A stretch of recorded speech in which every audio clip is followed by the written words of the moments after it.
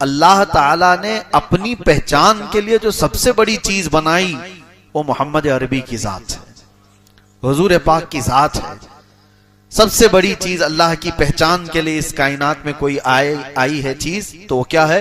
मोहम्मद अरबी की जात। और रसूल को देख करके अगर कोई अल्लाह को नहीं पहचाना तो फिर वो कुछ भी नहीं पहचाना।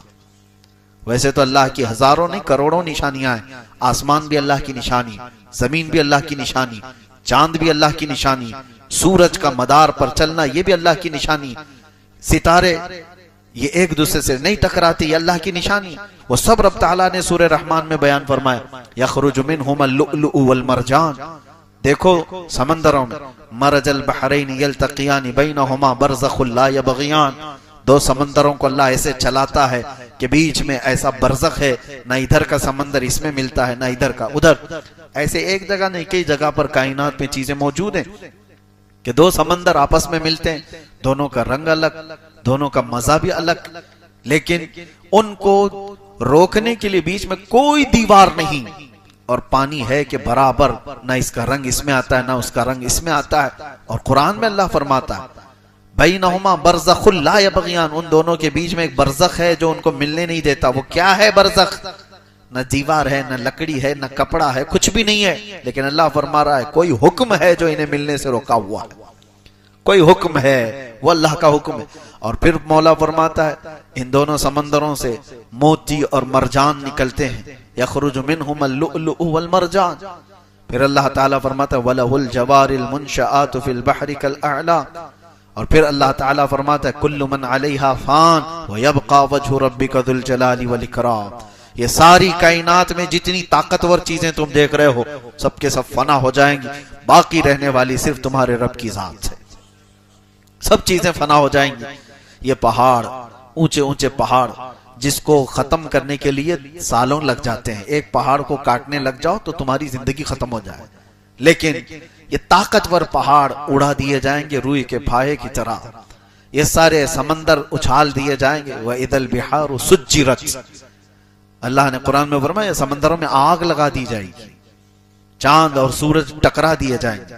इदल शम्सु कुव्विरत व इदल नुजूमुन कदरत, सितारे आपस में टकरा दिए जाएंगे, चांद और सूरज को टकरा दिया जाएगा, जमीन में एक बड़ा तूफान होगा, सब फना हो जाएंगे।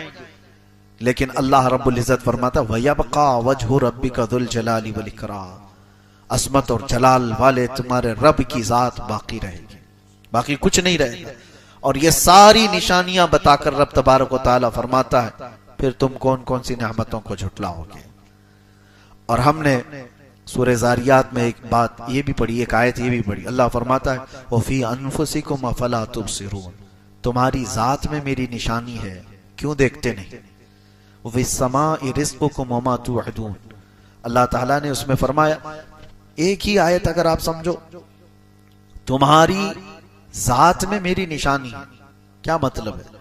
हजरत महबूब इलाही निजामुद्दीन औलिया रहमतुल्लाह तआला अलैह फरमाते हैं कि इंसान के जिस्म के अंदर जितनी नसें हैं अल्लाह को पहचानने के उतने रास्ते हैं। और नसें कितनी हैं? कहा गया कि खोल करके बिछा दिए जाएं तो हजारों किलोमीटर का सफर हो जाए। हमारे जिस्म के अंदर की जो रगें हैं इसको खोलकर बिछा दिया जाए तो हजारों किलोमीटर का सफर हो जाए। कोई आज तक गिन ना सका कि ये रगें कितनी है, नसें कितनी है। उसमें एक डैमेज हो जाए तो उसको आदमी फिर रिकवर नहीं कर पाता। कुछ वो होंगी जो नसें बड़ी आपको नजर आती हैं, कुछ वो हैं जो माइक्रोस्कोप से देखी जाती हैं, खुर्दबीन से देखी जाती हैं। दिमाग के अंदर ही जो नसें हैं कई 100 किलोमीटर तक उसका मसाफत हो सकती है।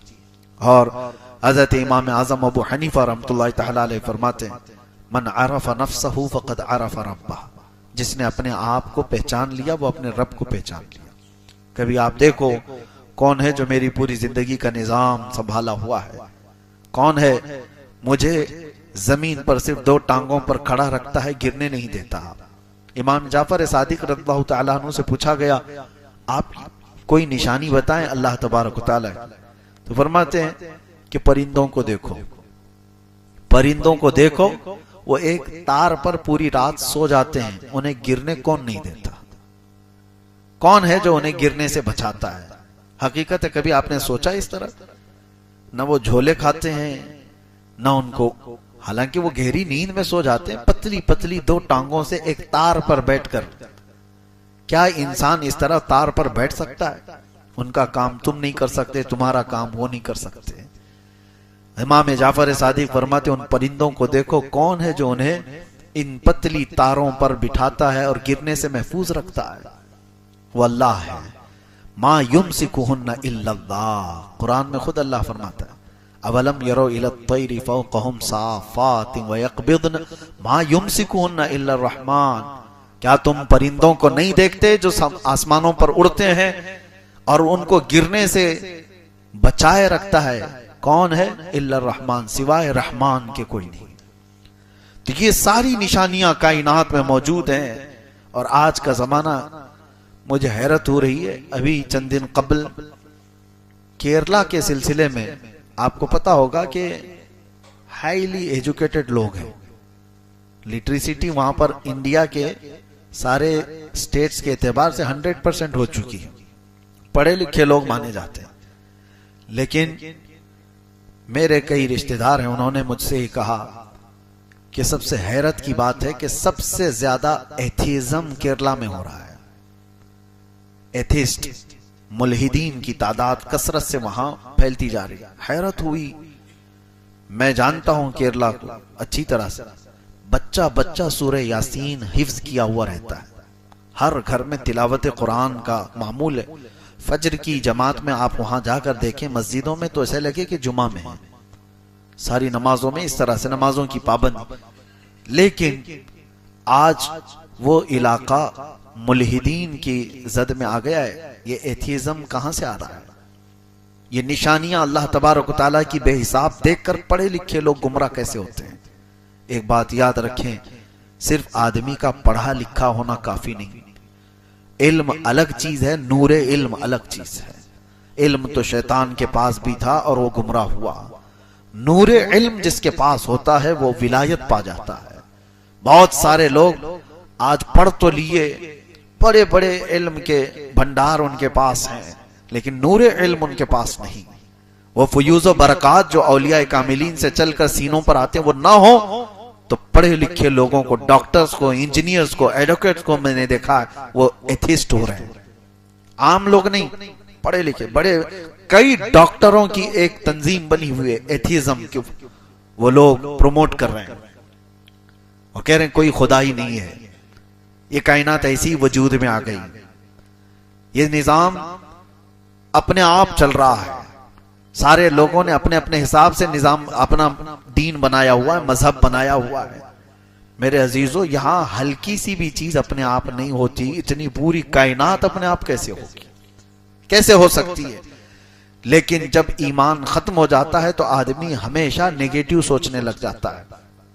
उसके अंदर से जब नूरे ईमान खत्म कर दिया जाता है तो उसको ये निशानियां नजर नहीं आती। इसीलिए कुरान में अल्लाह फरमाता है, इन्नका ला तुस्मिउल मौता वला तुस्मिउस सुम्मा दुआ। ए महबूब, आप उनको नहीं सुना सकते इसलिए कि वो गूंगे, बहरे हैं और मुर्दा हैं। किसके बारे में अल्लाह फरमा रहा है? जो मक्का के कुफार और मुशरिकीन, हुजूर से बढ़कर के कोई निशानी उनके पास थी?